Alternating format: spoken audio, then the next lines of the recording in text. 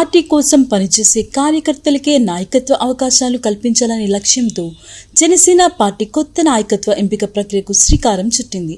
గ్రామం నుంచి పార్లమెంట్ స్థాయి వరకు వివిధ బాధ్యతలను చేపట్టేందుకు ఆసక్తి ఉన్న జన సైనికులు, వీర మహిళల నుంచి దరఖాస్తులను ఆహ్వానించింది. ఈ కార్యక్రమంలో భాగంగా అభ్యర్థుల నాయకత్వ నైపుణ్యం, ప్రజలతో మమేకమయ్యే తీరు, పార్టీ పట్ల నిబద్ధత, సేవాభావం వంటి అంశాలను ప్రత్యేక కమిటీ పరిశీలించనుంది. ఎంపికైన వారికి ప్రత్యేక శిక్షణ అందించిన అనంతరం తుది జాబితాపై పార్టీ అధినేత పవన్ కళ్యాణ్ నిర్ణయం తీసుకున్నట్లు మంత్రి కందుల దుర్గేష్ వెల్లడించారు. దరఖాస్తుల స్వీకరణను 5 రోజుల పాటు నిర్వహించనుండగా ఈ ప్రక్రియను పర్యవేక్షించేందుకు 32 మంది సభ్యులతో కమిటీని ఏర్పాటు చేశారు. మంగళగిరిలోని జనసేన కేంద్ర కార్యాలయంలో పార్లమెంట్, అసెంబ్లీ, మండల, గ్రామ స్థాయిలకు అనుగుణంగా 3 రకాల దరఖాస్తు ఫారాలు అందుబాటులో ఉంచారు.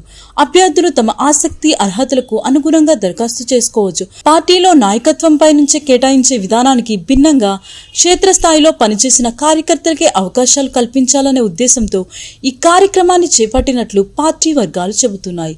పార్టీని గ్రామస్థాయిలో మరింత బలోపేతం చేయడంతో పాటు కొత్త తరం నాయకత్వాన్ని తీర్చిదిద్దడం ఈ కార్యక్రమం ప్రధాన లక్ష్యంగా జనసేన భావిస్తుంది.